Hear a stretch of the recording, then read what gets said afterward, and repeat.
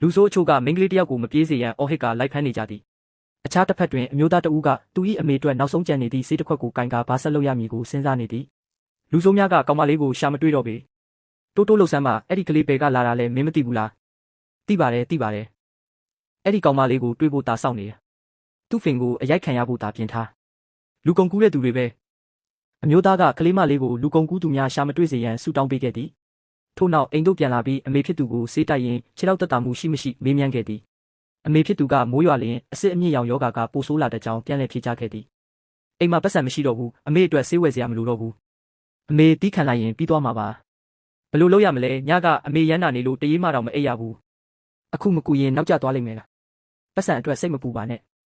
တားဖြစ်သူကအလုံနာထား၍ထောက်ပံ့ခြင်းမရတော့လဲပင်လယ်စာရှာကအသက်မွေးနိုင်သေးကြောင်းအမေဖြစ်သူကိုအားပေးခဲ့သည်အိမ်မထွက်လာပြီးနောက်အန်တီလီနဲ့တွေ့ဆုံခဲ့ရာအန်တီလီကလူကျန်းနောက်ကျမှလာ၍ကနန်းချီတော့ပင်ရမည်မဟုတ်ကြောင်းပြောဆိုခဲ့သည်လူကျန်းကလည်းအန်တီလီစောစောလာတော့လဲဘာမှမရသေးကြောင်းပြန်လည်ပြောဆိုခဲ့သည်အစိုးရဆန်စားဘူးလို့သူများထက်တာတယ်ထင်နေလားတောက်နောက်ဆုံးတော့အမီးကုတ်ပြီးပြန်လာရတာပဲမဟုတ်လားရှင့်မိသားစုကအရန်ဆင်းရဲလို့ထမင်းတောင်မစားနိုင်ဘူးလူပြိုကြီးဖြစ်နေတာတန်ပါတယ်စကားနည်းနည်းပြောပါလူကျန်းသည်တမနက်လုံးပင်လယ်စာရှာတော့လဲဘာမှမတွေ့ခဲ့ပေအမေဆေးဝယ်ရန်ပတ်စံလိုနေသဖြင့်သူကိုယ်တိုင်အတင်းထားခဲ့သည်ထိုအချိန်တွင်ကလေးမလေးတဦးရောက်လာပြီးလူကျန်းကကလေးမလေးကိုဘဲကလာတဲ့လဲဤနေရသည့်အနေအများကြောင်းပြောဆိုခဲ့သည်ဖေကလေးလေးဦးလေးကတမီးအဖေမဟုတ်ဘူးလူမားနေပြီဖေဦးလေးကတကယ်တမီးအဖေမဟုတ်ပါဘူးအခြားရွာသားများရောက်လာပြီးလူကျန်းတွင်အပြင်၌တမီးရှိနေသည်ဟုဆက်နောက်ကြသည်လူကျန်းကသူသည်လူပြိုသားဖြစ်ကြောင်းညင်းဆိုခဲ့သည်ရွာသားများကလူကျန်းကိုကလေးမလေးအားမွေးစားရန်တိုက်တွန်းကြတော့လဲအန်တီလီကလူကျန်းမိသားစုမှာဆင်းရဲလွန်းသဖြင့်ထပ်မံမွေးစားပါကပိုဒုက္ခရောက်မည်ဖြစ်ကြောင်းဝင်ရောက်ပြောဆိုခဲ့သည်ဟုတ်တယ်ကလေးတယောက်မွေးတာကနောက်နေတာမဟုတ်ဘူးလူကျန်းမင်းတေချာစဉ်းစားပါအားလုံးပဲပွဲမကြည့်ကြနဲ့တော့ကောင်းတာလေးတွေမြန်မြန်သွားရှာကြလူကျန်းကကလေးမလေးအားသူ၏မိသားစုမှာဆင်းရဲသဖြင့်မမွေးစားနိုင်ကြောင်းရှင်းပြခဲ့သည်ကလေးမလေးကအဖေဟုထက်ခေါ်တော်လဲလူကျန်းကညင်းဆန်ကပင်လယ်စာဆက်ရှာရန်ပြင်ဆင်ခဲ့သည်ထိုစဉ်ကြီးမားသောပစုံထုတ်ကြီးများနှင့်ပလဲများကိုတွေ့ရှိသွားပြီးကလေးမလေးကြောင့်လားဟုတွေးတောနေခဲ့သည်ဤအချိန်တွင်လူဆိုးများကကောင်မလေးကိုရှာဖွေရန်ရောက်ရှိလာကြသည်အဲ့ဒီကောင်မလေးဒီကိုတေချာပေါက်ပြေးလာတာတေချာရှာဆန်းဖေလူဆိုးတွေတမီးကြောက်တယ်အဲ့ဒီလူတွေရှာနေတာသူပဲဖြစ်ရမယ်ကလေးတယောက်ကိုလိုက်ရှာနေသူများကစပင်နှစ်ဖက်ချီထားသောအသက်3နှစ်အရွယ်မိန်းကလေးကိုမြင်မိသလားဟုမေးမြန်းကြရာမမြင်ကြောင်းနှင့်မကောင်းမှုမလုပ်ရန်တတိပေးခံရသည်ထိုအခါသူတို့ကမိမိတို့ကိစ္စကိုဝင်မပါရန်ပြန်လည်ရန်တွေးကြသည်အားနာတယ်သူ့ကိုမြန်မြန်လှုပ်ပေးလိုက်ဟောမင်းတို့တွေကရုံမာတဲ့အလုပ်တွေကြီးလုပ်နေတာကလေးကိုတောင်မချမ်းသာပေးဘူးဒီနေ့တော့မင်းတို့ကိုရဲစခန်းပို့ပေးမယ်လူကျန်းငါတို့လာကူမယ်လူကျန်းသည်အစဉ်ပြေကြောင်းပြောဆိုပြီးနောက်ကလေးမလေးကသူ့ကိုဖခင်ဟုခေါ်ကာချီးကျူးခဲ့သည်လူကုန်ကူးသူများခိုးယူလာသည်ဟုယူဆရသောထိုကလေးမလေး၏အမိမညံ့ညံ့ဖြစ်ပြီးရဲစခန်းသို့ပို့ပေးမည်ဟုပြောသောအခါသူမကညှင်းဆန်ခဲ့သည်သမီးမိသားစုကစိတ်ပူနေလိမ့်မယ်မိသားစုမရှိဘူးညံ့ညံ့မှာမိသားစုမရှိတော့ဘူးဖေကပါညံ့ညံ့ကိုမလိုချင်တော့ဘူးလူကျန်းဒီကလေးလေးကတနာစရာကောင်းပါတယ်မင်းရင်ဆုံးသူ့ကိုခေါ်သွားပြီးမင်းအမေသဘောထားကိုမေးကြည့်လိုက်ပါလားလူကျန်းကညံ့ညံ့အားမွေးစားရန်အတွက်အဖွားဖြစ်သူ၏သဘောထားကိုမေးမြန်းရမည်ဖြစ်ကြောင်းနှင့်အပြောဆိုချို့သားရန်မှာကြားခဲ့သည်ထို့နောက်အိမ်တို့ပြန်ရောက်ချိန်တွင်အမေဖြစ်သူကကလေးမလေးကိုမြင်ပြီးဘယ်ကလာတယ်လဲဟုမေးမြန်းခဲ့သည်အမေသူ့နာမည်ကညံ့ညံ့နဲ့လူကုန်ကူးခံရတာတဲ့မိသားစုမရှိဘူးဆိုပြီးတားနောက်ကိုအတင်းလိုက်လာတာဒါပေမဲ့ငါတို့မိသားစုအခြေအနေကညံ့ညံ့ကလိမ္မာမီဟုပြောဆိုရာအဖွားဖြစ်သူကနင်တို့မိသားစု၏ဆင်းရဲကြက်တဲမှုကိုရှင်းပြတော်လဲကလေးမလေးကနေကျင်သေးကြောင်းဖြေကြားသဖြင့်လက်ခံပေးခဲ့သည်ထိုအချိန်တွင်အဖွားဖြစ်သူခြေထောက်နာလာရာလူကျန်းကယနေ့ရလာသောပစုံထုတ်ကြီးများနှင့်ပလဲများကိုရောင်း၍ဆေးဝယ်ပေးမည်ဟုပြောခဲ့သည်အဖွားနာတယ်ပုတ်ပေးရင်မနာတော့ဘူးထင်အောင်ထင်မှဖြစ်တာလားညံ့ညံ့ပုတ်ပေးလိုက်တာနဲ့တိတ်မနာတော့ဘူးလို့ခံစားရတယ်လူကျန်းကသူရလာသောပစ္စည်းကြီးများကိုပြသရာအမေဖြစ်သူကအံ့ဩသွားပြီးထိုအရာအလုံးမှာညံ့ညံ့ရှာတွေ့ခဲ့ခြင်းဖြစ်ကြောင်းလူကျန်းကပြောပြသည်အမေဖြစ်သူကလည်းကလေးမလေးဒူးကိုပို့ပေးလိုက်ချိန်တွင်ရုတ်တရက်အနာတက်တာသွားသဖြင့်တာမန်ကလေးမဟုတ်ကြောင်းနှင့်သူမထင်အောင်ထင်မှဖြစ်နိုင်ကြောင်းပြောဆိုခဲ့သည်အဲ့ဒါလဲဟုတ်တာပဲအမေခြေထောက်နာလာရင်တချို့အချိန်တွေအကြိုက်ခဲပျောက်စေးတောက်တာတော့မတက်တာဘူးကလေးလေးတယောက်ကဘလို့လို့အနာတက်တာအောင်လုပ်ပေးနိုင်မှာလဲရုတ်တရက်မြေးမလေးတယောက်ရလာလို့အမေပြောသွားတာလည်းဖြစ်နိုင်တာပဲဖြစ်နိုင်ပါတယ်ဒါဆိုသားဓာတွေအရင်သွားရောက်လိုက်အောင်မယ်လူကျန်းကအပြင်ထွက်မိဖြစ်၍ညံ့ညံ့အားအဖွားနှင့်နေခဲ့ရန်ပြောတော်လဲကလေးမလေးကလိုက်လို့သဖြင့်ရွာလမ်းများနှင့်ရင်းနှီးစေရန်ခေါ်သွားခဲ့သည်ထို့နောက်ဦးလေးဝံနှင့်တွေ့ဆုံရာတွင်ဦးလေးဝံကလူကျန်းသမီးတယောက်ကောက်ရလာသည်ဆိုသည်မှာထိုကလေးမလေးဟုတ်မဟုတ်မေးမြန်းခဲ့သည်ဟုတ်တယ်သူ့နာမည်ကညံ့ညံ့နဲ့နောက်ဆိုလူညံ့ညံ့လို့ခေါ်တော့မှညံ့ညံ့ဦးလေးဝံလို့ခေါ်လိုက်မင်္ဂလာပါဦးလေးဝံအေးညံ့ညံ့ကတကယ်ကိုလိမ္မာတာပဲဒါနဲ့လူကျန်းမင်းလာတာပစ္စည်းကောင်းလေးတွေများရလာလို့လားဒီလောက်ကြီးတဲ့ပစုံထုတ်တွေရဲ့ပလဲတွေရဲ့မင်းတော့ကန်ထူးနေပြီပဲအမေဆေးဖို့လိုနေချိန်တွင်အကိုဝံထံသို့ပစုံထုတ်နှင့်ပလဲများကိုတွားရောက်ခဲ့သည်အကိုဝံကမြို့ပေါ်ရှိစားတောက်ဆိုင်များကအလူအရက်ဝယ်နေကြကြောင်းပြောပြီးစုစုပေါင်းငွေ40ကျော်ဖိုးတွက်ပေးခဲ့သည် ယခုတခါပင်လယ်စာရှာဖွေရရှိမှုသည်မြို့သူမြို့သားများ၏တလားစာနှင့်ညီမျှလောက်အောင်ကံကောင်းခဲ့ကြောင်းအကိုဝမ်ကပြောပြခဲ့သည်တကယ်ကံကောင်းတာရေးဖေဖေပတ်စံရှာနိုင်ပြီဖေဖေကအရန်တော်တာပဲဒီလောက်ပတ်စံအများကြီးတခါမှမမြင်ဘူးအမေစေးဖို့အဆင်ပြေသွားပြီဖခင်ဖြစ်သူကနန်းနန်းကျေးဇူးကြောင့်ဟုဆိုကာတကြားလုံးဝယ်ကျွေးမိဟုကတိပေးခဲ့သည်ဖြင့်ကလေးမလေးဝမ်းသာသွားခဲ့သည်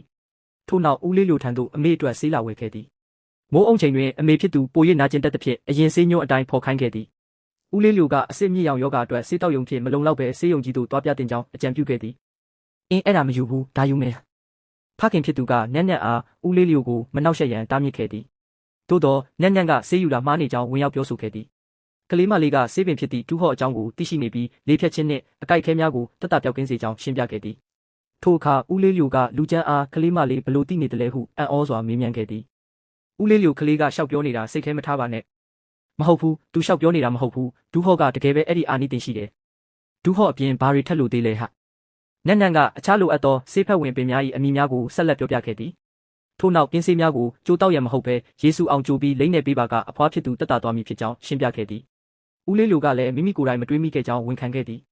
၃နှစ်အရွယ်ကလေး၏စကားကိုယုံကြည်သလားဟုလူကျန်းကမေးရဦးလေးလိုကကလေးမလေးမှာတာမန်မဟုတ်ပဲတိုင်းရင်းစေးပညာသင်ဖို့ပုံရကမိမိပင်မမီနိုင်ကြောင်းချီးကျူးခဲ့သည်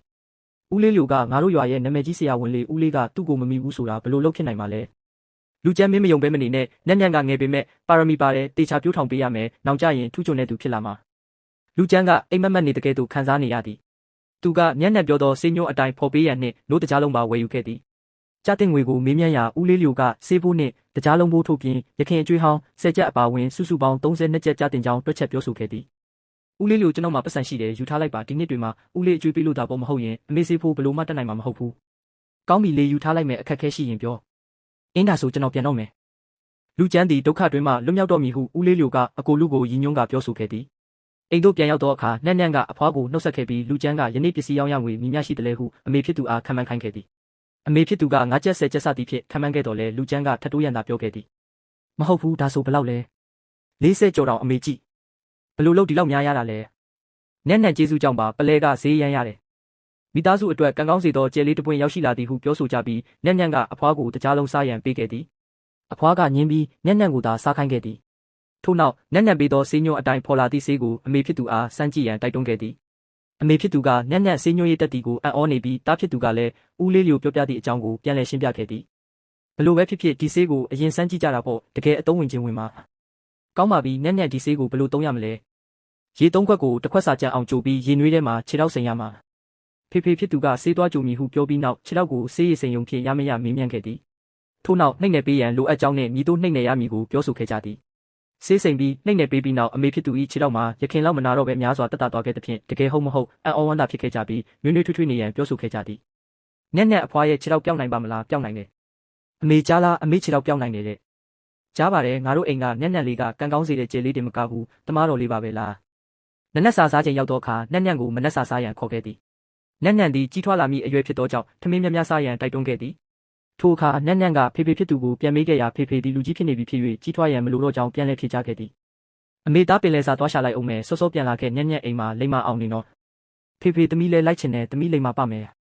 ဖေဖေဖြစ်သူကနန်းနန်းကိုရှောက်မပြေးရန်မှာကြားပြီးခေါ်ဆောင်သွားခဲ့သည်သို့တော်ထိုနေ့တွင်ထူးဆန်းစွာဖြင့်ရေကြချိန်၌ပင်ခီးဦးအနေငယ်သာရရှိခဲ့သည်ထို့ကြောင့်ကံမကောင်းမှုတွေးကအိမ်ပြန်၍ထမင်းချက်ရန်ဆုံးဖြတ်ခဲ့ပြီးညံ့ညံ့အတွက်တတိသွားကူးပေးမိဟုဖေဖေဖြစ်သူကပြောဆိုခဲ့သည်ညံ့ညံ့ဘာဖြစ်လို့လ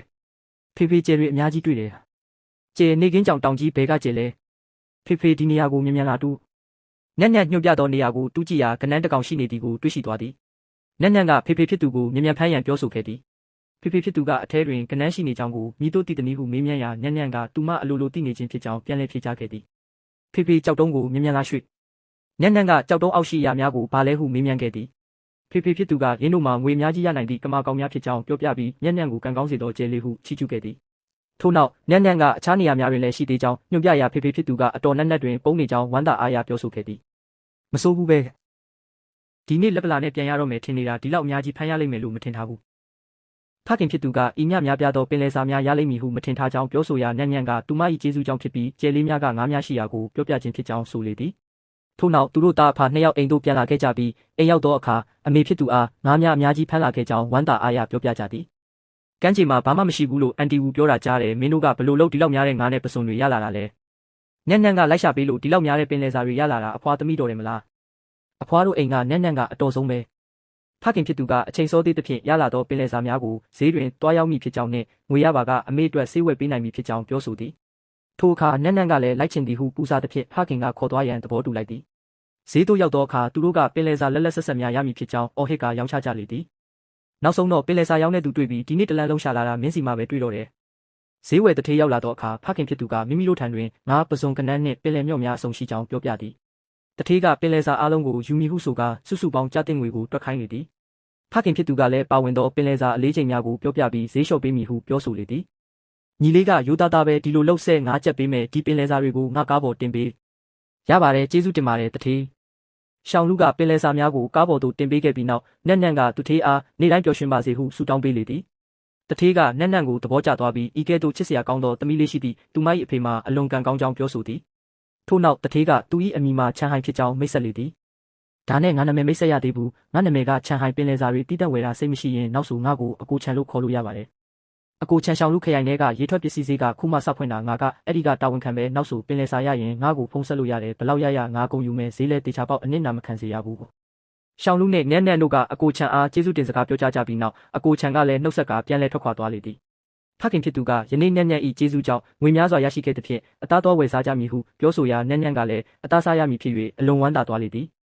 တကြားလုံးရမယ်အဲ့ဒါကတကြားလုံးလေးအရန်ချိုတာညံ့ညံ့စားခြင်းလားညံ့ညံ့စားခြင်းနဲ့ဖခင်ဖြစ်သူကဈေးတဲ့ထံမှညံ့ညံ့အတွက်အလွန်ချိုသောတကြားလုံးကိုဝယ်ပေးလိုက်လေသည်ညံ့ညံ့ကဖခင်ဖြစ်သူအားကျေးဇူးတင်ကြောင်းပြောဆိုပြီးနောက်တားဖနှစ်ယောက်အိမ်သို့ပြန်လာခဲ့ကြသည်အိမ်သို့ပြန်ရောက်သောအခါအမေဖြစ်သူကလည်းသူတို့ပြန်ရောက်လာသည်ကိုဝမ်းသာအားရစီကြိုနှုတ်ဆက်လေသည်ဘာလို့ဒီလောက်များကြီးဝယ်လာတာလဲဈေးတွင်အကိုချန်ဆိုသူနှင့်တီကျွမ်းခဲ့ပြီးပင်လယ်စာအားလုံးကိုကျပ်20ဖြင့်ရောင်းချခဲ့ရကနောက်နောက်လဲဆက်ရောင်းရန်လိပ်စာကပ်ပေးသွားကြောင်းမိသားစုအားဝမ်းသာအားရပြောပြနေသည်အဖွားဖြစ်သူကလည်းလူမိသားစုဘဝမျှော်လင့်ချက်ရှိလာပြီဟုဆိုကာညဘက်တွင်ကောင်းကောင်းစားပြီးအောင်ပွဲခံရန်တိုင်ပင်ကြသည်နှမျောစရာပဲအိမ်မှာကြက်မမွေးထားဘူးမဟုတ်ရင်တီးတန့်သွားဝယ်စရာမလိုတော့ဘူးကိစ္စမရှိပါဘူးနောက်ဆိုအကုန်ရှိလာမှာပါဒါဆိုအမေအခုပဲထမင်းသွားချက်လိုက်မယ်တားကူလုပ်ပေးမယ်ထမင်းချက်ရန်ပြင်ဆင်နေကြစဉ်ညံ့ညံ့ကအိမ်လာသွားခြင်းသည်ဟုပြောသဖြင့်ဖခင်ဖြစ်သူကချီပြီးခေါ်သွားပေးလေသည်နန့်နန့်ဘာဖြစ်လို့လဲဖေဖေမြန်မြန်ကနန်းသွားဖမ်းရအောင်အပြင်သို့ရောက်သောအခါကနန်းအုပ်ကြီးကိုအံ့ဩစွာတွေ့လိုက်ရသည်ကနန်းများအလွန်များပြသဖြင့်ဖခင်ဖြစ်သူတယောက်တည်းဖမ်း၍မကုန်နိုင်သောကြောင့်အဖွားဖြစ်သူကိုအရင်သွားခေါ်ရန်တားဖနှစ်ယောက်တိုင်ပင်လိုက်ကြသည်အမေမြန်မြန်သားအဖွားဘာဖြစ်လို့လဲဘာလို့ဒီလောက်လောနေရတာလဲကမ်းခြေမှာကနန်းအုပ်ကြီးရောက်နေတဲ့ကနန်းတွေကြီးပဲပြည့်နေနေတာတားတယောက်တည်းဖမ်းလို့မကုန်ဘူးကမ်းခြေတွင်ကနန်းအုပ်ကြီးရောက်နေကြောင်းအဖွားဖြစ်သူအားပြောပြသောအခါဤခွင့်ရေးကိုမိမိတို့မိသားစုတည်းမယူဘဲရွာလူကြီးမှတဆင့်ရွာသားများကိုပါခေါ်၍အတူတူဖမ်းခိုင်းရန်အဖွားကအကြံပေးလိုက်သည်ထို့ကြောင့်လူကျန်းကရွာလူကြီးထံသွား၍ကမ်းခြေမှာကနန်းအုပ်ကြီးအကြောင်းကိုတွားရောက်သတင်းပေးလိုက်သည်ဒီလောက်တောင်များတာကောင်းပြီငါအခုပဲရွာသားတွေကိုတွားပြောလိုက်မယ်ရှောင်းလူမင်းအရင်ကနန်းတွားဖမ်းနှင့်ငါတို့ချက်ချင်းလာခဲ့မယ်ဟုတ်ကဲ့ရွာလူကြီးကရွာသားများအားလုံးကိုမြန်မြန်ထားကြရန်နှင့်ကမ်းခြေတွင်ကနန်းအုပ်ကြီးရောက်နေသဖြင့်ကနန်းတွားဖမ်းကြရန်အော်ဟစ်ကလိုက်လံနှိုးဆော်လေသည်နက်နက်ငါတို့ဆက်လုပ်ကြမယ်ဟုတ်ကဲ့ကနန်းတွေသူ့ဘာသာချင်းနဲ့ဝင်သွားရင်တိတ်ကောင်းပါပဲနက်နက်ကချင်းကိုနေရာချလိုက်ပြီးကနန်းများကိုဝင်ရန်ခေါ်လိုက်ရာကနန်းများအလိုလျောက်ချင်းတဲ့သူဝင်လာကြသည်ထိုအဖြစ်အပျက်ကိုဖခင်ဖြစ်သူတွေ့ရှိသွားပြီးအံ့ဩနေလေသည်ညံ့ညံ့ဒီကနန်းတွေကတမီးစကားကိုနားထောင်တာပဲညံ့ညံ့လဲဘာလို့လဲဆိုတာမသိဘူးဖေဖေငါတို့ဆက်ပြီးကနန်းဖမ်းကြရအောင်ရွာသားများမလာသေး၍မျှော်နေချိန်တွင်ရွာသားများရောက်ရှိလာကြသည်ထို့နောက်အချင်းချင်းတိုက်တွန်းကကနန်းများကိုအပြိုင်ဆိုင်အမြန်ဖမ်းရန်ပြင်ဆင်ကြသည်တညလုံးဖမ်းဆီးခဲ့ရသောကနန်းများစွာကိုကြည့်၍ရွာသားများကအံ့ဩနေကြသည်လူကျန်း၏အတိပေးမှုကြောင့်သာဤများပြားသောကနန်းများကိုဖမ်းနိုင်ခဲ့ခြင်းဖြစ်ကြောင်းချီးကျူးကြရာလူကျန်းကညံ့ညံ့အရင်ဆုံးတွေ့ရှိခဲ့ခြင်းဖြစ်ကြောင်းရှင်းပြသည်ဟင်းလူကျန်းမိသားစုကမင်းလိုမျိုးချစ်စရာကောင်းတဲ့သမီးလေးရတာအရန်ကန်ကောင်းတာပဲဖေဖေနဲ့အဖွားပြောနေရင်ညံ့ညံ့လဲပြောပါတယ်ရွာလူကြီးကိုအကြောင်းကြားရန်အမေကစတင်ပြောခဲ့ခြင်းဖြစ်ကြောင်းလူကျန်းကဆိုရာရွာလူကြီးကသူတို့မိသားစု၏စိတ်ထားကိုချီးကျူးလိုက်သည်ထို့နောက်ဖမ်းမိထားသောကနန်းများအတွက်ဝယ်လက်မြန်မြန်ရှာရန်ဆွေးနွေးကြသည်ရှောင်းဝမ်ဒီလောက်အများကြီးမင်းဝယ်နိုင်မလားငါကပုံမှန်ဆိုနည်းနည်းပပလောက်ပဲဝယ်တာဒီလောက်များတဲ့ကနန်းတွေကိုငါဝယ်ရင်တော့ရောင်းစရာနေရာမရှိဘူးမင်းပြောတာလဲဟုတ်တာပဲဒါဆိုအခုဘယ်လိုလုပ်ကြမလဲထိုများပြားသောကနန်းများကိုဝယ်နိုင်မိတဲ့ထေးကိုမင်းမြန်းကြရာညံ့ညံ့ကမနေ့ကတွေ့ခဲ့သောဦးလေးချံကိုတတိယစေသည်လူကျန်းလဲချက်ချင်းတတိယသွားပြီးရွာလူကြီးကိုတထေးချံအကြောင်းစတင်ပြောပြသည်ရွာလူကြီးမနေ့ကတားနဲ့ညံ့ညံ့ဈေးသွားတော့ကတထေးချံဆိုတဲ့လူတယောက်နဲ့တွေ့ခဲ့တယ်သူကခရိုင်ထဲကရေထွက်ပစ္စည်းဈေးကတာဝန်ခံပဲသူကပင်လယ်စာတွေအများကြီးဝယ်နေတာတကယ်လားသူကတားကိုသူ့လိပ်စာကလည်းပေးထားသေးတယ်အဲ့ဒီမှာသူ့ဖုန်းနံပါတ်ပါတယ်ရွာလူကြီးကဝမ်းသာသွားပြီးလူကျန်းကိုသူ၏အိမ်သို့သွားကတထေးချံထံဖုန်းဆက်ရန်ခိုင်းစေသည်အကယ်၍ကနန်းများအားလုံးကိုဝယ်ယူပါကလူကျန်းသည်ရွာ၏ကျေးဇူးရှင်ဖြစ်မည်ဟုဆိုသည်လူကျန်းနှင့်ညံ့ညံ့တို့ဖုန်းဆက်ရန်အတူတူထွက်သွားကြသည်ဟယ်လိုဘယ်သူလဲ အကိုချမ်းကျွန်တော်ရှောင်လို့ပါရှောင်လို့လားမင်းတန်ကမောနေတယ်လို့ပဲတခုခုအရေးကြီးကိစ္စရှိလို့လားလူကျန်းကရွာကန်းကျေတို့ကနန်းအုပ်ကြီးရောက်လာ၍ရွာသားများဖမ်းဆီးထားရာကနန်းပိတ်တာ3-4ထောင်ခန့်ရရှိထားကြောင်းအကိုချံကိုပြောပြသည်ထို့နောက်ရေထွက်ပစ္စည်းစေအတွက်ကနန်းများယူမီလားဟုမေးမြန်းရာအကိုချံကယူမီဖြစ်ကြောင်းနှင့်ရွာဘယ်နားတွင်ရှိတယ်လဲဟုပြန်မေးသည်ခရိုင်တောင်ဘက်ကရွှေဝင်ရွာမှာပါခမားလာမယ်ဆိုရင်ကျွန်တော်ရွာထိပ်ကနေစောင့်နေမယ်ကောင်းပြီငါခုချက်ချင်းကားလွတ်လိုက်မယ်အရန်ကောင်းတာပဲအကိုချံကငါတို့ကနန်းတွေကိုဝယ်မယ်တဲ့အကိုချံကကနန်းများကိုတူဝယ်မီဖြစ်ကြောင်းပြောသဖြင့်ညံ့ညံ့ကဦးလေးမှာသဘောကောင်းကြောင်းပြောသည်ရွာလူကြီးနှင့်အဖွားကိုတည်င်းကောင်းသွားပြောကြမယ်ဟုဖခင်ကပြောခဲ့သည်ထို့နောက်တားဖနှစ်ယောက်တည်င်းအားပြောပြရန်ကန်းချီတို့ပြန်လာခဲ့ကြသည်ရွာလူကြီးကအန်တီလူ၏ခြေထောက်နာနေမှုမှာယခုအခါလမ်းကောင်းကောင်းရှောက်နိုင်နေပြီဖြစ်ကြောင်းပြောဆိုခဲ့သည်ငါတို့အိမ်ကနက်နက်လေးကျေးဇူးပေါ်သူပေးတဲ့ဆေးညိုးနဲ့လူကျန်းကဆေးသွားဝယ်ပြီးခြေထောက်ကိုဆေးစိမ်ပေးတယ်ပြီးတော့နှိမ့်နေပေးသေးတယ်ဒီရက်ပိုင်းတွင်းမှာပဲအရင်ကထက်အများကြီးတက်တာသွားတယ်ညံ့ညံ့ကဆေးပညာလည်းတက်တာလားမင်းတို့လူမိသားစုကတကယ်ကံကောင်းတာပဲလူမိသားစု၏ကံကောင်းခြင်းဖြစ်ကြောင်းပြောဆိုကြသည်ထိုအချိန်တွင်လူကျန်းနှင့်ညံ့ညံ့ကအဖွားကိုလှမ်းခေါ်လိုက်သည်ရွာလူကြီးသည်တထေးချံကမိတို့ပြောကြောင်းမေးမြန်းရာကနန်းများအားလုံးကိုဝယ်ယူမည်ဖြစ်ပြီးကားလွတ်လိုက်ပြီဖြစ်ကြောင်းလူကျန်းကပြန်လည်ဖြေကြားခဲ့သည်ထို့နောက်တထေးချံကိုရွာထိပ်တွင်တွားဆောင်မည်ဖြစ်ကြောင်းပြောဆိုခဲ့သည်တားအခုရွာထိပ်မှာတထေးချံကိုတွားဆောင်မယ်ရွာလူကြီးကရွာသားတွေကိုကနန်းတွေအားလုံးရွာထိပ်ကိုယူလာဖို့ပြောပေးပါရောက်ရင်အကုန်ချိန်ပြီးပတ်စံရှင်းပေးမယ်ကောင်းပြီးငါခုပဲတွားလိုက်မယ်ရွာသားတွေအားလုံးကနန်းတွေယူလာခဲ့ကြမင်းညကကနန်းအုပ်ကြီးရှိသည်ကိုအကြောင်းမကြားရကောင်းလားဟုလူကျန်းအားအန်တီလီကလာရောက်ကအပြစ်တင်မေးမြန်းခဲ့သည်ရွာလူကြီးကလင်းခွင်းတီး၍အကြောင်းကြားခဲ့ကြောင်းရှင်းပြရာအိမ်မောကြနေသဖြင့်မကြားလိုက်ရကြောင်းဖြေကြားခဲ့သည်သို့သောအိမ်တိုင်းကနန်းများဖမ်းမိချိန်တွင်မိမိတို့အိမ်၌ဘာမှမရှိသဖြင့်ထိုဆုံးရှုံးမှုကိုလျော်ပေးရန်အန်တီလီကအော်ဟစ်တောင်းဆိုခဲ့သည်အခုအိမ်တိုင်းကကနန်းတွေအများကြီးဖမ်းမိတယ်ငါအိမ်မှာပဲဘာမှမရှိတာဒီဆုံးရှုံးမှုကိုမင်းလျော်ပေးရမယ်ခမများဟာအန်တီလီပြဿနာမရှာပါနဲ့ဟုရွာလူကြီးကဟန်တာခဲ့သည်ဘာလို့ငါမိသားစုမှာကနန်းမရှိရမှာလဲမင်းတို့ငါ့ကိုဝိုင်းနိုင်ကျင့်နေတာတရားမရှိတော့ဘူးလားအဖွားကြီးကိုဝိုင်းနိုင်ကျင့်နေသည်ဟုဆိုကအန်တီလီကပြဿနာရှာအော်ဟစ်နေခဲ့သည်ထိုအခါလူကျန်းကညံ့ညံ့အားမကြောက်ရန်နှင့်နောက်ဆိုထိုသူနှင့်စကားမပြောရန်မှာကြားသည်ရွာလူကြီးကအန်တီလီအားဆက်လက်၍ပြဿနာရှာနေပါကတားဖြစ်သူကိုတွားခေါ်ကအဆက်ခွဲမိဖြစ်ကြောင်းတတိပေးလိုက်သည်ညံ့ညံ့ကဖေဖေဒီဘွားကဘာလို့မငိုတော့တာလဲဟုမေးမြန်းရာလူကျန်းကဒါကအကျင့်မကောင်းတဲ့လူကိုအနိုင်ကျင့်တဲ့သူပေါ်လာတာလို့ခေါ်တယ်ဟုပြန်ဖြေခဲ့သည်အန်တီလီ၏ချွေးမကရောက်ခမအိမ်ပြန်ကြရအောင်ဟုပြောရာငါမပြန်ဘူးဟုညင်းဆိုခဲ့သည်ဖမ်းမိထားသောကနန်းများစွာကိုမိသူများဝယ်မီမဟုတ်ပဲပုတ်တိုးသွားမည်ကိုစောင့်ကြည့်မည်ဖြစ်ကြောင်းပြောဆိုခဲ့သည်ထိုအချိန်တွင်အဝေးမှကားများရောက်ရှိလာပြီးကနန်းများကိုလာဝယ်မိဦးလေးချံရောက်ရှိလာကြောင်းဖေဖေဖြစ်သူအားညံ့ညံ့ကလှမ်းပြောလိုက်သည်အကိုချံရှောင်းလို့ဦးလေးချံမင်္ဂလာပါညံ့ညံ့လေးလိမ့်ပါတဲ့ငါတို့ထပ်တွေ့ပြန်ပြီးရှောင်းလူငါတရင်ကြားကြားချင်းချက်ချင်းလာခဲ့တာလူကျန်းကအကိုချံအားကျေးဇူးတင်စကားပြောကြပြီးနောက်ရွာလူကြီးနှင့်မိတ်ဆက်ပေးခဲ့သည်ရွာလူကြီးကအလုံများသည့်ကြားမှရွာသို့လာရောက်ပြီးသဖြင့်ကျေးဇူးတင်ကြောင်းပြောဆိုခဲ့သည်အန်တီလီကလူကျန်းအနေဖြင့်ဤကဲ့သို့ချမ်းသာသောတထေးနှင့်မိတို့တည်ကျွမ်းခဲ့သည်ကိုအံ့ဩနေခဲ့သည်ထို့နောက်လူကျန်းကအကိုချံအားကနန်းများကိုတွားကြည့်ရန်တိုက်တွန်းလိုက်သည်အကိုချံဒီဘက်လိုက်ခဲ့ဒီလောက်များတဲ့ကနန်းတွေကိုပထမဆုံးအကြိမ်မြင်ဘူးတာပဲတော်သေးတယ်ကုံကား3စီးယူလာသည့်အတွက်သာအကုန်ဆန့်သွားပြီးအကိုချံနှင့်ရှောင်းလူတို့ချက်ချင်းအလုတ်ဆက်တင်ကပင်လယ်စာများကိုချိန်တွယ်ဖို့လှုံ့ဆော်ခဲ့ကြသည်ရွာသားများကသူတို့ဖမ်းယူရရှိလာသောပင်လယ်စာများကိုချိန်တွယ်ရန်တည်ဆောင်လာကြသည်53ပိတ်တာ3ချက်သား65ပိတ်တာ9ချက်သားနောက်တစ်ယောက်89ပိတ်တာ10ချက်သားနောက်တစ်ယောက်ချိန်တွယ်မှုများဆက်လက်ပြုလုပ်ခဲ့သည်အချိန်နှဲငယ်ကြာမြင့်ခဲ့သည်အကိုချံကရှောင်းလူအားတီးတန့်ခေါ်ယူတွေ့ဆုံခဲ့သည်ရှောင်းလူအားအတင်းပြောခံရမည်ဆိုသဖြင့်ရွာသားများကိုပေါက်ဈေးအတိုင်းရှင်းပေးမိအပြင်ရှောင်းလူကိုလည်းထိုကဲ့သို့သူ့အားဆက်သွယ်ပေးသဖြင့်ပွဲခတိတန့်ပေးမိဖြစ်ကြောင်းပြောဆိုရာရှောင်းလူကလက်မခံဘဲညှင်းဆန်ခဲ့သည်ဘလို့လုံးပတ်စံထက်ယူလို့ဖြစ်မှာလည်းမဟုတ်တာအခုမင်းကငါရဲ့ရွှေဝင်ရွာကကိုယ်စလဲလိုဖြစ်နေပြီးလူတယောက်ကိုအလုတ်လုတ်ခိုင်းပြီးလှုပ်အားခမပေးလို့ပဲဖြစ်မလဲပြီးတော့နန်းနန်းကငါ့ကိုဦးလေးလို့ခေါ်သေးတာပဲဒီပတ်စံကိုဦးလေးကတူမလေးကိုပေးတဲ့လက်ဆောင်လို့သဘောထားလိုက်ပါအကိုချံကလက်ဆောင်ဖြစ်ပေးခြင်းဖြစ်ကြောင်းပြောဆိုသဖြင့်ရှောင်းလူနှင့်ညံ့ညံ့တို့ကကျေးဇူးတင်စကားပြောကြခဲ့သည်ထို့နောက်ကနန်းများအားလုံးချိန်တွယ်ပြီးစီးသွားပြီဖြစ်ကြောင်းအကိုချံ၏လက်အောက်ငယ်သားမှလာရောက်အကြောင်းကြားသဖြင့်ရွာသားများရှိရာသို့အတူတူသွားခဲ့ကြသည်ရွာသားများအားလုံးတစုတစည်းတည်းစောင့်ဆိုင်နေကြသည်အကိုချံကရွာသားတွေအားလုံးပဲမင်္ဂလာပါကျွန်တော်ကချင်းဖုံးခရိုင်ရေထွက်ပစ္စည်းဈေးကမန်နေဂျာပါလူကျန်းရဲ့အဆက်အသွယ်နဲ့ကနန်းလာဝဲတာပါအလုပ်သမားတွေကအိမ်တိုင်းရဲ့ကနန်းတွေကိုချိန်တွယ်မှတ်သားပြီးပါပြီတထေးချံကပေါက်ဈေးအတိုင်းရှင်းပေးမိဖြစ်ကြောင်းနဲ့ကျေနပ်မှုရှိကြလားဟုမေးမြန်းကြရာရွာသားများကသဘောတူကြောင်းပြန်လည်ပြောဆိုခဲ့ကြသည်တထေးချံကပတ်စံများကိုလူကျန်းထံတွင်အပ်ထားခဲ့မိဖြစ်ကြောင်းရွာသားများကိုအသိပေးခဲ့သည်ထို့အပြင်နောက်ပိုင်းတွင်လည်းပင်လယ်စာများကိုလာဝယ်မိဖြစ်၍ရှောင်းလူထံတွင်သာရရှိလာသောပင်လယ်စာများစုထားပေးရန်ပြောဆိုခဲ့သည်ယုံကြည်ပေးလို့ကျေးဇူးတင်ပါတယ်အကိုချံတေချာပေါက်အကောင်းဆုံးစူးစမ်းပြီးလုပ်ပေးပါမယ်ဖေဖေစူးစမ်းပါရွာသားများအားလုံးကိုပတ်စံရှင်းပေးပြီးနောက်အကိုချံကရှောင်းလူနှင့်တီးတန့်တွေ့ဆုံကာရတဲ့ရထိုက်သည့်ပတ်စံများကိုပေးအပ်ခဲ့သည် ရှောင်းလူကထုံငွေသည်သူ့အတွက်အလွန်အရေးကြီးကြောင်းပြောဆိုကာကျေးဇူးတင်စကားဆိုပြီးနောက်အကိုချန်သည်ရှောင်းလူနှင့်ညံ့ညံ့အားနှုတ်ဆက်ကပြန်သွားခဲ့သည်ဟင်းဒါကပါလဲဖေဖေဘာလို့ငိုနေတာလ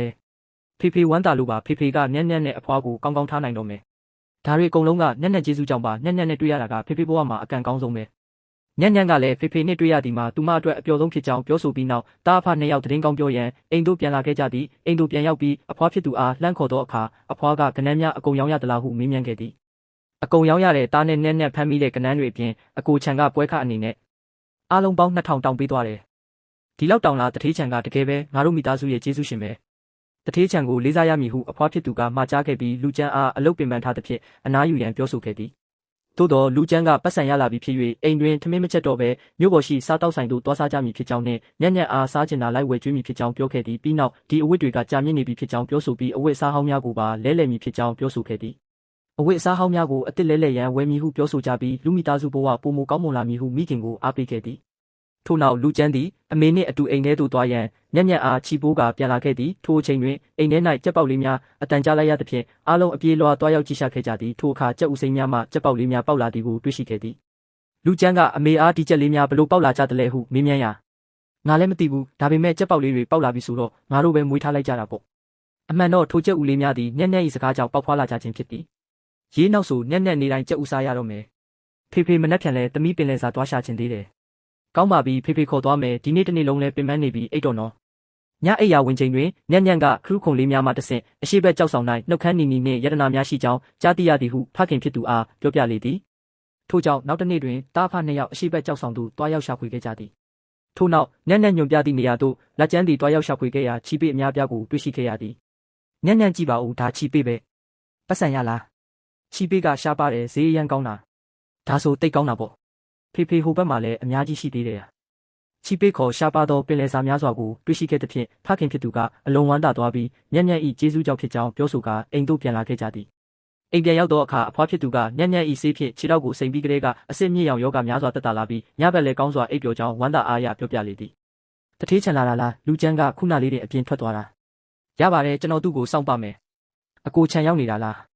အင်းမင်းဖုန်းဆက်တော့ငါချက်ချင်းလာခဲ့တာပင်လယ်စာတွေဘယ်မှာလဲလူကျန်းကတထေးချန်ကိုကျွန်တော်နောက်လိုက်ခဲ့ဟုဆိုကာပင်လယ်စာများရှိရာသို့ခေါ်သွားခဲ့သည်တထေးချန်ကမြို့ပေါ်တွင်ပင်ရှားပါလာသောချီပေများကိုမြင်တွေ့ရသောအခါအံ့ဩသွားပြီးလူကျန်းကအေးအရာများမှာညံ့ညံ့၏ကျေးဇူးကြောင့်ရရှိခဲ့ခြင်းဖြစ်ကြောင်းပြောပြခဲ့သည်တထေးချန်ကညံ့ညံ့ကိုကံကောင်းစေသောကျဲလေးဟုချီးကျူးခဲ့ပြီးချီပေတပိတ်တာလျင်15ကျပ်ပေးမည်ဟုပြောဆိုလေသည်15ကျပ်တောင်15ကျပ်ရိုးရိုးခယူခွန်ကတပိတ်တာကိုတစ်ကျပ်ပဲရှိတာအဲ့ဒါတောင်ပုံစံလှမရတာရှားပါပင်လယ်စာများရရှိသောကြောင့်အကိုချန်ကနောင်တွင်ထိုရာများကိုသူ့အားသာရောင်းချရန်ပြောဆိုခဲ့သည်သူများထက်ဈေးပိုပေးမည်ဟုဂတိပေးကပင်လယ်ထဲထွက်၍ငါဖမ်းရန်အကြံပြုခဲ့သည်ထို့နောက်ချီပေးများအတွက်ငွေပေးချေရန်ပြင်ဆင်ခဲ့သည်ရှောင်းလူဒီတခါချီပေးအားလုံး105ကျပ်ဖို့ရေတွက်ကြည့်ဦးဟာမလိုပါဘူးကျေးဇူးတင်ပါတယ်အကိုချန်ကြည်မင်းကကျေးဇူးတင်ပါတယ်လို့ထပ်ပြောပြန်ပြီးအကိုချန်ကရှောင်းလူအားနောက်ပင်လယ်စာများတည်ယူရလွယ်ကူစေရန်စပိတ်တစည်းကိုလက်ဆောင်ဖြစ်ပေးခဲ့သည်ရှောင်းလူကအာနာသဖြင့်ညှင်းဆန်ခဲ့တော်လဲအကိုချန်ကသူသည်အကိုဖြစ်သဖြင့်အာနာစရာမလိုကြောင်းနှင့်စပိန်ကိုမယူပါကနောက်ပင်လယ်စာများဝယ်မည်မဟုတ်ကြောင်းအတင်းအကျပ်ပြောဆိုခဲ့သည်အန်တီလူနဲ့ဒါဆိုကျွန်တော်ပြန်တော့မယ်တတာဦးလေးချန်ဖြည်းဖြည်းသွားပါအမေအခုဘယ်လိုလုပ်ကြမလဲတထေးချန်ကအတင်းပေးနေတော့လဲအရင်ယူထားလိုက်ပေါ့နောက်မှသူ့ကိုပြန်ပေးလို့ရတာပဲအမေဖြစ်သူ၏တိုက်တွန်းချက်ကြောင့်စပိန်ကိုယူထားရန်ဆုံးဖြတ်ပြီးနောက်ရှောင်းလူကညံ့ညံ့အားစပိန်စီးကျင်တလားဟုမေးမြန်းခဲ့သည်ညံ့ညံ့ကစီးကျင်ကြောင်းဖြေကြားသဖြင့်ရှောင်းလူကသမီးဖြစ်သူအားစပိန်ဖြင့်ရွာထဲတွင်လဲပတ်ပြသခဲ့သည်ထိုအချိန်တွင်ရွာသားတဦးကညံ့ညံ့အားအစ်စ်ဝယ်လာသည်လားဟုမေးမြန်းရာရှောင်းလူကကံကောင်းစေသောကျဲလေးကိုရွာသို့လိုက်ပြနေခြင်းဖြစ်ကြောင်းဝမ်းသာအားရပြန်လည်ဖြေကြားခဲ့သည်ညံ့ညံ့ကြားလားသမီးကအခုငါတို့ရွာရဲ့ကံကောင်းစေတဲ့ကျဲလေးဖြစ်နေပြီကြားတယ်ညံ့ညံ့ကအားလုံးကိုပတ်စံများကြီးရအောင်လုပ်ပေးမယ်အကိုချန်၏အကြံပေးချက်အတိုင်းရှားပါပင်လယ်စာများကိုပင်လယ်ထဲတွင်သာရှာဖွေနိုင်မည်ဖြစ်သဖြင့်ပင်လယ်ထဲထွက်၍ငါးဖမ်းရန်ရှောင်းလူကစဉ်းစားခဲ့သည်ကမ်းခြေတွင်ရှာဖွေပါကရိုးရိုးပင်လယ်စာများသာရရှိမည်ဖြစ်၍မနက်ဖြန်တွင်လှေငါပြီးပင်လယ်အော်သို့အရင်သွားကြည့်မည်ဟုဆုံးဖြတ်လိုက်သည်အကိုဝမ်းလူကျန်းညံ့ညံ့လာကြတာလားအကိုဝမ်းခမရဲ့တစ်သားလေးခဏလောက်ငှားလို့ရမလားရတာပေါ့ဒီနေ့ငါတို့ရွာဝင်ငွေမကောင်းဘူးမင်းတို့မိသားစုကြောင့်သာရွာသားတွေအားလုံးကနန်းရောင်ပြီးပတ်စံများကြီးရခဲ့တာဘာလို့ချင်းလဲဆိုတာသာပြောလိုက်ပါ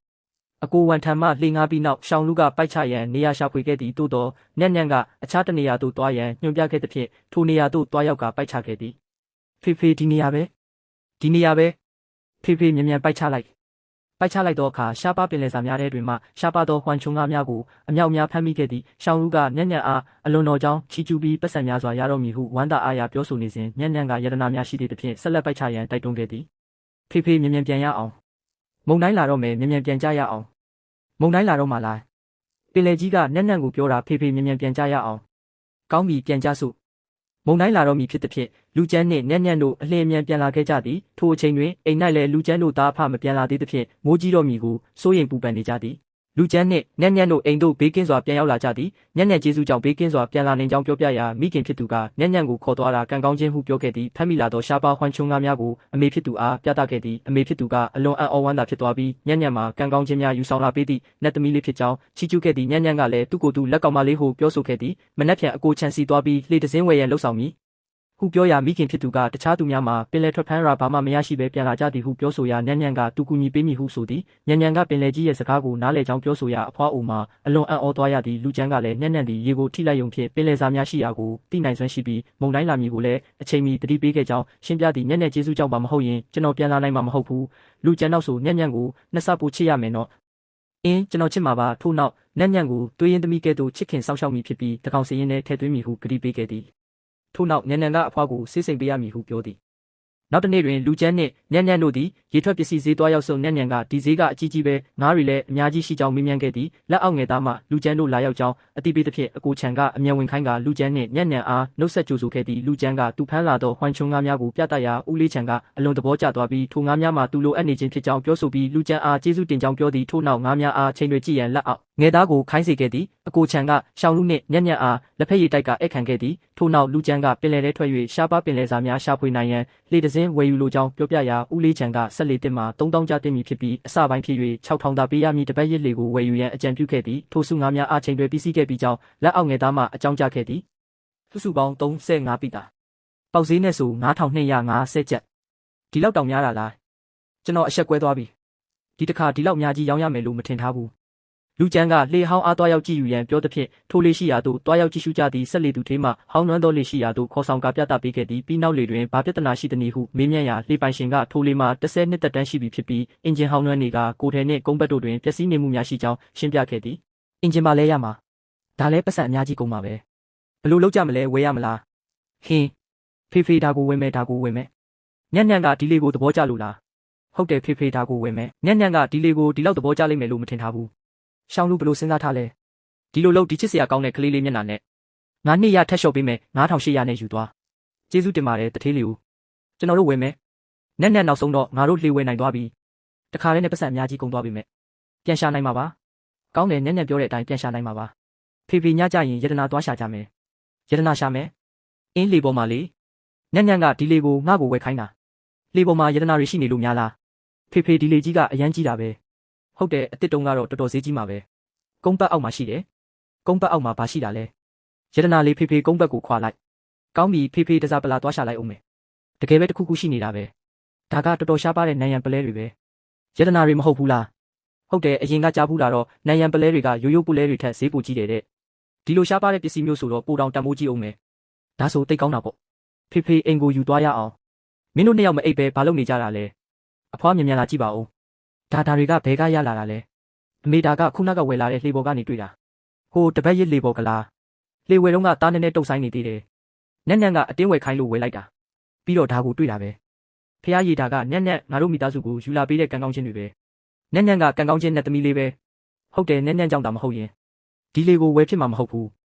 အင်းဒီလောက်များတဲ့ရှားပပလဲတွေဆိုဈေးရန်ရမှာပဲမနှက်ဖြန်ကြောက်မြတ်ရတနာဆိုင်မှာသွားစုံစမ်းကြည့်အောင်မယ်ဒါနဲ့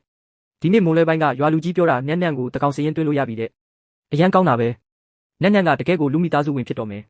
မနှက်ဖြန်ရွာယုံကန်းကိုသွားကြမယ်လက်မှတ်ထိုးလိုက်ရင်ရပြီ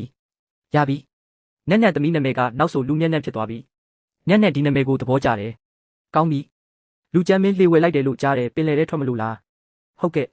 လူငယ်တွေကတော့စူးစမ်းခြင်းစိတ်ရှိကြတာပဲဂယုစိုက်ပြီးသွားနော်စူးစမ်းပြီးလို့ကျေးဇူးတင်ပါတယ်ရွာလူကြီ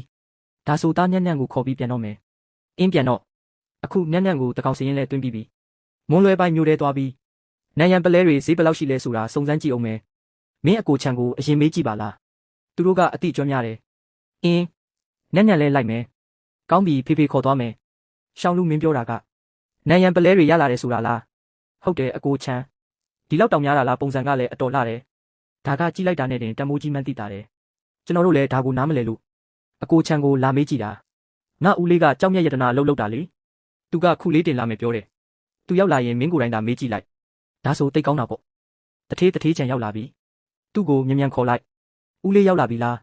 းဒါကကျွန်တော်ညီလေးလူချမ်းပါချန်တထေးမင်္ဂလာပါဦးလေးထိုင်ပါဦးလေးကျွန်တော်ညီမဦးလေးကိုပြချင်တဲ့ပစ္စည်းလေးတစ်ခုရှိလို့ပါဒါကရှားပါတဲ့တောင်ပိုင်းပင်လယ်ပလဲတွေပဲမင်းတို့ဘယ်ကရလာတာလဲကျွန်တော်တို့ပင်လယ်ထဲငါဖမ်းထွက်ရင်ရလာတာပါအင်းလူလေးမင်းတော့ကြီးပွားပြီပဲအကိုချမ်းကျွန်တော်နားကြမမဘူးမလားရှောင်းလူမင်းနားကြမမပါဘူးငါဦးလေးကပြည်နယ်ကြောက်မြတ်ရတနာအတင်းရဲ့ဥက္ကဋ္ဌလေသူ့အမြင်ကဘယ်တော့မှမမဘူးညီလေးဒီလိုလို့ငါမင်းရဲ့ပလဲတွေကိုတိမ့်တရာနဲ့ဝင်မယ်ဘယ်လောက်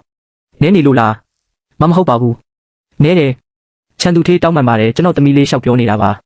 ါနဲတယ်ဆိုရင်နဲတာပေါ့သမီးလေးကရောဘယ်လောက်ရချင်လို့လဲ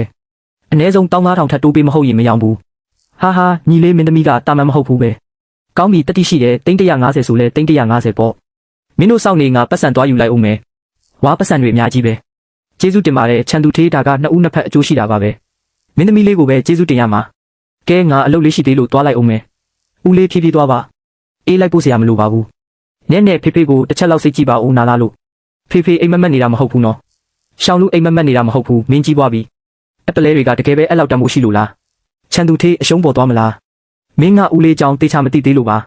သူဒီလောက်အလွယ်တကူပေးလိုက်တာကိုကြည့်ရင်3-4ဆလောက်မျက်ဖို့တေချာတယ်အကိုတို့အတိုင်းဝိုင်းကကျေပြတ်နာကိုကျွန်တော်တို့လက်ထဲမှာဆိုရင်တော့ကြောက်ခဲနဲ့အတူတူပဲရှောင်းလူအခုပတ်စံရှိသွားပြီဆိုတော့ဘာလို့ဖို့စဉ်းစားထားလဲအိမ်အစ်စ်ဆောက်ခြင်းနဲ့အမေနဲ့မြင်းနဲ့ကိုတက်တောင့်တက်တာနေစေခြင်းလို့အင်းအိမ်ဆောက်တာလဲကောင်းတာပေါ့ဒီတစ်ခါပတ်စံအများကြီးရထားတာတခြားလူတွေကိုပေးမသိစေနဲ့ဘာပဲဖြစ်ဖြစ်တတိထားတာပေါ့ဟုတ်ကဲ့အကိုချန်တတိပေးတာကျေးဇူးပါပဲကျေးဇူးတင်စရာမလိုပါဘူးငါကမင်းကိုညီရင်တယောက်လိုသဘောထားတာကြာပြီကျွန်တော်လဲအကိုချန်ကိုအကိုအရင်လိုသဘောထားပါတယ်ဒါဆိုနည်းနည်းကရောနည်းနည်းကတော့သမီးလေးပေါ့ဖေချန်အေးလိမ့်မာလိုက်တဲ့သမီးလေးမင်းတို့ဒါဘာလုပ်နေကြတာလဲခဏနေရင်သိရမှာပါဒါကမေးဖြည်းဒါတွေကဘယ်ကရလာတာလဲဒါကပလဲတွေရောင်းလို့ရတဲ့ပတ်စံတွေကိုလဲအဲ့လောက်တောင်တန်မိုးရှိတာလားအင်း350အမေဘာဖြစ်လို့လဲဖွာဘာမှမဖြစ်ပါဘူးဖွာကဝမ်းတာလို့ပါငါတို့လူမိသားစုကဘလို့ကုသိုလ်တွေကြောင့်နည်းနည်းလိုကံကောင်းစေတဲ့ကလေးလေးကိုရလာတာပါလေဖွာမငိုနဲ့လေအင်းဖွာမငိုတော့ဘူးဖွာကရေရမှာပေါ့နောက်ဆိုရင်ကျွန်တော်တို့မိသားစုလေးပို့ပြီးအဆင်ပြေလာတော့မှာပါလူချမ်းကတကယ်တော်တာပဲအဲ့လောက်ကြီးတဲ့တင်မောကြီးကိုဝယ်နိုင်တာဟုတ်ပါအခုသူကအအောင်မြင်ဆုံးပဲငါတို့လည်းသူ့စီကအကျိုးမြတ်တွေရတာပေါ့ဟွန်းတပတ်ရဲ့အစုပ်ကြီးကိုများပါတွေအထင်ကြီးနေကြတာလေမမလီစကားပြောတာတိတ်အမြင်ကက်စရာကောင်းတာပဲအရင်ကလူချမ်းကိုအထင်သေးပြီးသမီးကိုပေးမစားခဲ့တာအခုတော့နောင်တတွေရနေပြီမလားနင်းလျှောက်မပြောနဲ့ဒီလူချမ်းကအရင်ကလည်းအရေးချင်းမရှိတာအခုလည်းဝင်တော့ဝင်ပိုးလေးပါလာသေးတယ်ဘသူကသူ့ကိုယူมาလဲအန်တီကြီးကမှဝင်တော့ဝင်ပိုးနည်းနည်းကကန်ကောင်းစေတဲ့ကလေးလေးဟာကိုတော့အထင်ကြီးနေလိုက်တာမရှက်တတ်ဘူးလားမသိဘူးအရှက်မရှိတဲ့နေရာမှာတော့အန်တီကြီးကကျွန်တော်တို့ရွာမှာပထမပဲနည်းနည်းလာသွားမယ်ဟွန်းနင်တို့လိုလူတွေနဲ့စကားကိုမပြောချင်ဘူးသူတို့ကိုဂယုစိုက်မနေနဲ့ပင်လယ်ထဲထွက်ရအောင်ပင်လယ်ထဲငါဖမ်းထွက်မယ်ဟဲ့ဖေဟိုဘက်မှာငါးတွေအများကြီးပဲကောင်းပြီလေနည်းနည်းဒီတခါလဲဖေတို့ပတ်စံတွေအများကြီးရပြီအင်းဖေဟိုဘက်မှာရှိသေးတယ်ထပ်သွားရအောင်ကောင်းပြီလေနည်းနည်းဒါတွေအကုန်လုံးသမီးကဖေကိုဖမ်းခိုင်းတာတွေကြီးပဲဟုတ်တယ်ဖွာနည်းနည်းကတော်တယ်မလားငါတို့နည်းနည်းကအရန်တော်တာပဲအမေဒီပင်လယ်စာတွေရောင်းပြီးရင်အမေကိုဆေးရုံခေါ်သွားပြီးခြေထောက်ပြပေးမယ်မလိုပါဘူးနေတိုင်းဆေးစိမ်နေတာအမေခြေထောက်မနာတာတော့အတော်ကြပြီအဲ့ဒါဆိုလဲစစ်ကြည့်တာပေါ့စိတ်အေးရအောင်လို့ကောင်းပါပြီအမေမင်းပြောတဲ့အတိုင်းလုပ်ပါမယ်ဒါဆိုမနှက်ဖြန်မနှက်ကြရင်အကူချန်ကိုဖုံးဆက်ပြီးလာဝယ်ခိုင်းလိုက်မယ်မနေ့ကလူကျန်းပင်လယ်ထဲထွက်တာရှားပါပင်လယ်စာတွေအများကြီးရလာတယ်လို့ကြားတယ်လူကျန်းတော့တကယ်ကန်ကောင်းနေပြီသမီးလေးရလာလို့ PR တွေများလာတာဖြစ်မယ် PR တွေရှိမှစူးစမ်းခြင်းစိတ်ဖြစ်မှာပေါ့ဟုတ်တယ်နေတိုင်းပင်လယ်ထဲသွားတဲ့လူတွေအများကြီးပဲငားမရဘူးလို့ပြောကြတာသူကြမှာဘလို့ဖြစ်လို့အပြည့်ရလာတာလဲသူကဘလို့ဖြစ်လို့ဒီလောက်တောင်ကန်ကောင်းနေရတာလဲခေါင်းဆောင်ချန်တထေးထက်လာပြန်ပြီးလူကျန်းရဲ့ပင်လယ်စာတွေကိုလာဝယ်တာဖြစ်မယ်လူကျန်းတော့ပတ်စံတွေအများကြီးရပြန်ပြီအားကြနေလားငါမင်းကိုခေါ်သွားပြမယ်လူကျန်းကိုစကားလေးပါလေးချိုတာပြောရင်မင်းကိုနည်းနည်းပါးပါးခွဲပေးခြင်းပေးမှာပေါ့ဟာတေနာကောင်လူကျန်းဘလို့တွေတောင်ကန်ကောင်းနေတာလဲဒေါသထွက်လိုက်တာမဖြစ်ဘူးငါလဲသွားကြည့်မှမင်းနဲ့တွေ့လို့တော်သေးတာပေါ့ငါလိုချင်တဲ့ပင်လယ်စာတွေကိုမင်းကရှာပေးနိုင်တယ်ကျွန်တော်ကသာအကိုချန်ကိုကျေးဇူးတင်ရမှာပါအကိုချန်ကသာမပြောပြရင်ကျွန်တော်ဒီလောက်စွန့်စားရမှာမဟုတ်ဘူးညီကိုတွေပဲအားနာစရာစကားတွေပြောမနေပါနဲ့ဒီတစ်ခါမင်းရဲ့ပင်လယ်စာတွေကစုစုပေါင်း8500ဖို့ပဲတေချာလို့ဟုတ်ကဲ့ကျွန်တော်တေချာလုပ်ပါမယ်ဖះရည်လူကျန်းတော့ချမ်းသာပြီခေါင်းဆောင်ဦးလေးဝံကန်ကောင်းသွားလို့ပါကန်ကောင်းတာကလည်းအရေးချင်းတစ်ခုပဲလူကျန်းမင်းတော်တယ်ဟုတ်တယ်အဖိုးဝံအဖိုးကျန်းမင်္ဂလာပါနည်းနည်းလိမ္မာလိုက်တာရှောင်းလူတကယ်တော့မင်းကရွာကလူတွေကိုပါဥဆောင်ပြီးလှုပ်လို့ရတယ်ပြီးတော့သူတို့စီကပင်လယ်စာတွေကိုဝယ်ပြီးအမျက်လေးနည်းနည်းတင်အောင်ပေါ့ အဲ့လိုဆိုရင်ရွာကလူတွေကိုလည်းကူညီရရောက်တယ်လို့ကို့အတွက်လည်းအပူဝင်ငွေရတာပေါ့ကျွန်တော်ဘာလို့မစင်စားမိပါလဲအကိုချန်အကြံပေးတာကျေးဇူးပါပဲခေါင်းဆောင်ကျွန်တော်ခမားကိုပြောစရာရှိတယ်အင်းပြောလေကျွန်တော်ပင်လယ်ထွက်အကျိုးဆောင်ဖွဲ့တစ်ခုဖွဲ့ပြီးအားလုံးနဲ့အတူတူပတ်စံရှာခြင်းနဲ့လူချမ်းအားလုံးနဲ့အတူတူပတ်စံရှာဖို့စဉ်းစားနိုင်တာမင်းကတကယ်ကောင်းတဲ့ရဲဘော်ပဲဟုတ်တယ်ပြီးခဲ့တဲ့ကဏ္ဍတွေတုန်းကလည်းအဲ့လိုပဲလုတ်တင်တာပေါ့အရင်ကကျွန်တော်တို့မိသားစုလည်းအားလုံးရဲ့အကူအညီတွေကိုရခဲ့တာပဲခေါင်းဆောင်အဲ့ဒါဆိုဒီနေ့ညနေအားလုံးကိုခေါ်ပေးပါဦးကောင်းပြီလေဒီလိုကောင်းတဲ့ကိစ္စရှိတာအာကိုကိုအမြန်သွားပြောပြီးတိတ်တိတ်လေးစည်ရင်သွားသွင်းခိုင်းရမယ်ရွာသူရွာသားတို့ကျွန်တော်ပင်လယ်ထွက်အကျိုးဆောင်ဖွဲ့တစ်ခုဖွဲ့ခြင်းနဲ့ငါဖမ်းရမယ့်နေရာနဲ့ရောင်းဖို့နေရာကိုကျွန်တော်တာဝန်ယူမယ်အားလုံးကျွန်တော်နဲ့လိုက်လုပ်ကြပါအလုပ်လုပ်တလောက်ခွဲဝေပေးမယ်အားလုံးပတ်စံရစေရမယ်လို့အာမခံတယ်အခုစိတ်ဝင်စားတဲ့သူတွေလက်ထောင်ပြီးစည်ရင်သွင်းလို့ရတဲ့ခေါင်းဆောင်ကစည်ရင်မှတ်ထားပေးလိမ့်မယ်အာကိုမင်းမေကလူချမ်းကိုအထင်မကြီးဘူးဆိုဘလို့ဖြစ်လို့ခိုးပြီးစည်ရင်လာသွင်းနေတာလဲဘာလို့ခိုးရမှာလဲငါအမေကငါ့ကိုလာခိုင်းတာမင်းအမေကမင်းကိုလာခိုင်းတာအန်တီလီကတော့ရှစ်တမျိုးကွဲရတမျိုးပဲဝင်မာချစ်နင်ပစက်ပိတ်ထားဘာဖြစ်လို့လဲနင်တို့စည်ရင်သွင်းလို့ရပြီးငါတို့ကြတော့ဘာလို့မရတာလဲဘာဖြစ်လို့လဲဆိုတော့ကျွန်တော်လူချမ်းကခမားတို့ကိုမခေါ်ချင်လို့ပဲအန်တီလီကဆန်ဆက်မှာအလုပ်လုပ်တဲ့တမက်ရှိနေတာပဲကျွန်တော်တို့ရှာတဲ့ပတ်စံကြွေးစားလေးတွေကိုဘလို့လုပ်ထင်ကြီးမှာလဲဟုတ်တယ်အကျိုးဆောင်အဖွဲ့မနှက်ဖြန်တရဝင်စလုပ်မယ်မနှက်ဖြန်မနှက်စိတ်ခံပေါ်တရားမှာစုံကြမယ်ကောင်းပြီလူစုခွဲလို့ရပြီအမေဘလို့လုပ်မလဲဟောငါတို့ကိုမခေါ်ဘူးဆိုတော့ငါတို့ခိုးသွားကြတာပေါ့ဖေဒီနေရာတွေပဲတနာရီအတွင်းဖမ်းရမယ်ကောင်းပြီဖေတို့အခုစိတ်ခံပေါ်တရားကိုပြန်ပြီးရွာကလူတွေကိုတွားပြောကြမယ်ခေါင်းဆောင်မှတ်ထားတဲ့နေရာတွေတိုင်းငါဖမ်းလို့ရပြီရွာသူရွာသားတို့တွားကြစို့ကောင်းပါပြီအားလုံးကျွန်တော်တတ်မှတ်ပေးထားတဲ့နေရာတွေမှာပိုက်ချကြကောင်းပါပြီအကိုဝန်ပိုက်ချလို့ရပြီကောင်းပါပြီဒီနေ့သူတို့လည်းအများကြီးရမှာတေးကြတယ်နည်းနည်းရှိနေမှာတော့တေးချတာပေါ့အမေတကယ်တော်တာပဲဒီလိုဆိုရင်ကျွန်တော်တို့လည်းငါဖမ်းလို့ရပြီဒါပေါ့လားတခြားနေရာပြောင်းရအောင်ဒီလိုတာယာတဲ့ရာသီဥတုကပင်လယ်ထွက်ငါဖမ်းဖို့အကောင်းဆုံးပဲမုန်တိုင်းလာတော့မယ်ဖေမြန်အားလုံးကိုပြန်ခိုင်းပါမုန်တိုင်းလာတော့မယ်ကောင်းပြီဖေတို့အခုပဲတွားပြောကြမယ်လူချမ်းမရောက်လာပြီလားဒီနေ့အားလုံးပင်လယ်စာတွေအများကြီးရတယ်မင်းကျေးဇူးတွေပါဟုတ်တယ်ရွာသူရွာသားတို့အခုချက်ချင်းပြန်ကြပါမုန်တိုင်းလာတော့မယ်လူချမ်းမိုးလေဝသကမုန်တိုင်းလာမဲ့ပုံမပေါ်ပါဘူးမင်းမနေတာလားအကျိုးဆောင်ဖွဲ့ကလူတွေအခုချက်ချင်းပြန်လှည့်ကြမဟုတ်ရင်အဖွဲ့တဲကထုတ်ပြမယ်မြန်ပြန်လော်ကြ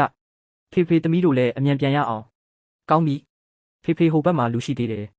အန်တီလီကခိုးလိုက်လာတာပဲအခုမပြန်ရင်နောက်ကျသွားလိမ့်မယ်အန်တီလီမုန်တိုင်းလာတော့မယ်အခုချက်ချင်းပြန်ပါလူချမ်းလာမချောက်ပါနဲ့ဒီလိုတာယာတဲ့ရာသီဥတုကြီးမှာဘဲကမုန်တိုင်းလာမှာလဲအန်တီလီအခုမသွားရင်အချိန်မီတော့မှမဟုတ်ဘူးလူချမ်းငါတို့ကနင့်အဖွဲ့တဲကမှမဟုတ်တာနင်ကဘာကိစ္စလာဆရာလုပ်နေတာလဲဒီနေ့ငါနင့်စကားကိုနားမထောင်ဘူးတကယ်မုန်တိုင်းလာမလားကြည့်ရသေးတာပေါ့တဘောပဲနင်းနဲ့သွားမယ်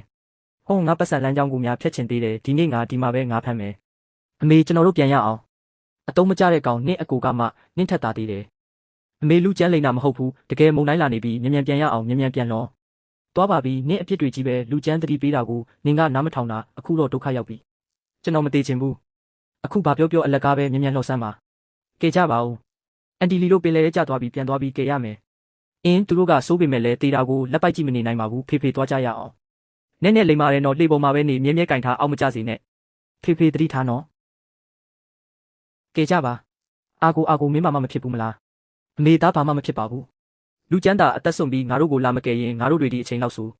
လူကျန်းငါတို့ကိုကယ်လို့ကျေးဇူးတင်ပါတယ်အရင်ကငါမခဲ့တာပါနင့်အပေါ်အမြင်ဆောင်ခဲ့တာနောက်ဆိုအဲ့လိုမဖြစ်စေရပါဘူး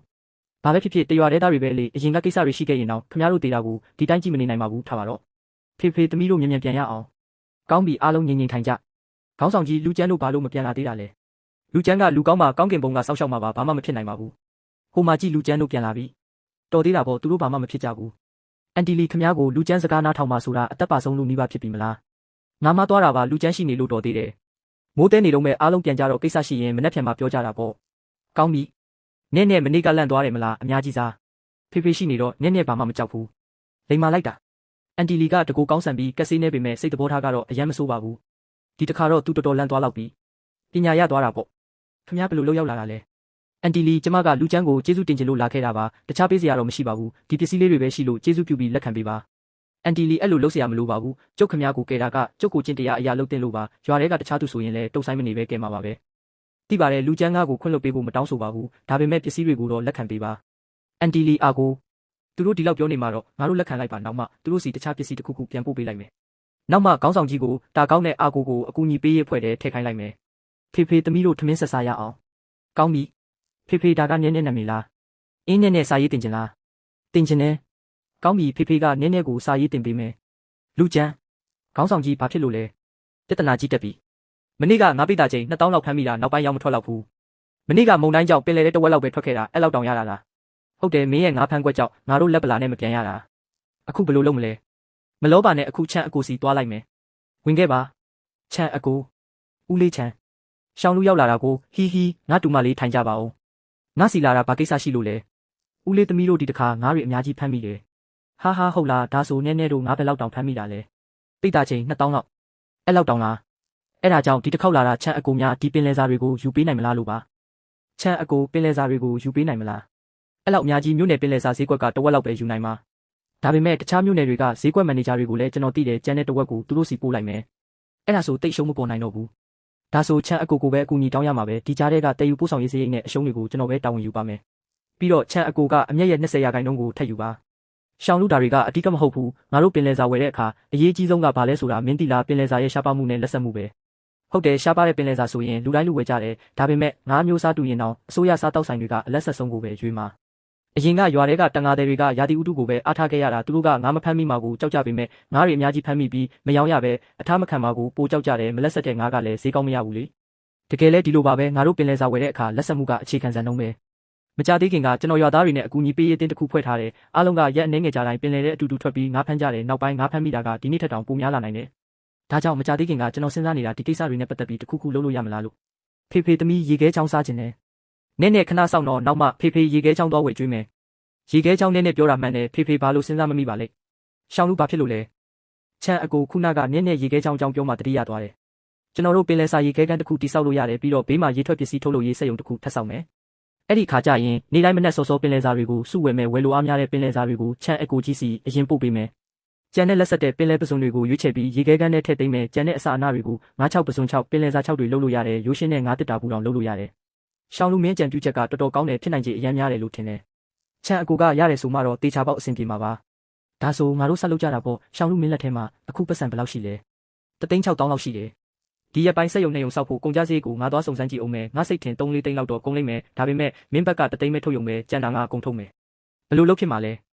ငါပြောလို့မပြီးသေးဘူးရင်းနှီးမြှုပ်နှံမှုမှာငါအများကြီးထည့်ထားပေမဲ့စက်ရုံလည်းပဲရေးဝန်ထမ်းခန့်အပ်ရေးနဲ့စီးပွားရေးဆွေးနွေးမှုတွေကမင်းတာဝန်ပဲငါကတော့အေးအေးဆေးဆေးနေပြီးနှစ်ကုန်ရင်အမျက်ဝေစုယူရုံပဲဘယ်လိုလဲယုံကြည်မှုရှိလားဖေလုံနိုင်မယ်လို့နည်းနည်းယုံတယ်ချမ်းအကိုရဲ့ယုံကြည်မှုကိုကျွန်တော်လုံးဝအလားတမဖြစ်စေရပါဘူးကောင်းတယ်လူငယ်ဆိုတာဒီလိုတတိမျိုးရှိရမယ်စက်ရုံနဲ့ရုံစောက်မဲ့နေရာနဲ့ပတ်သက်ပြီးချမ်းအကိုကျွန်တော်ယူဝင်ရွာမှာပဲစောက်ချင်တယ်ရွာရှိဘက်မှာမြေလို့အကြီးကြီးရှိတယ်ကမ်းခြေနဲ့လည်းနီးတယ်ရွာသားတွေကငါဖမ်းမိတာနဲ့စက်ရုံကိုချက်ချင်းလာပို့လို့ရတယ်မင်းပြောတဲ့အတိုင်းပဲလုပ်ကြတာပေါ့ဒါဆိုစက်ရုံစောက်မဲ့ကိစ္စတိုင်ပင်ဖို့အခုပဲခေါင်းဆောင်ကြီးစီတွားလိုက်ပါဦးမယ်ကောင်းပြီငါလည်းကျွမ်းကျင်သူတွေစီတွားမေးကြည့်လိုက်အောင်မယ်တရင်ရတာနဲ့မင်းကိုချက်ချင်းအကြောင်းကြားမယ်ကောင်းပါပြီချမ်းအကိုတွားလိုက်ပါဦးမယ်ဦးလေးချန်တွားပါဦးမယ်နင်းနေတာလူကျန်းနဲ့နင်းနေလာတာကိုငါစီဘာကိစ္စရှိလို့လဲခေါင်းဆောင်ကြီးကျွန်တော်ခုနကတထေးချန်နဲ့တိုင်ပင်ပြီးကျွန်တော်တို့ရွာရှိဘက်မှာပင်လယ်စာရေခဲခန်းနဲ့ရေထွက်ပစ္စည်းထုတ်လုပ်ရေးစက်ရုံတစ်ခုစောက်ချင်တယ်တကယ်ပြောနေတာလား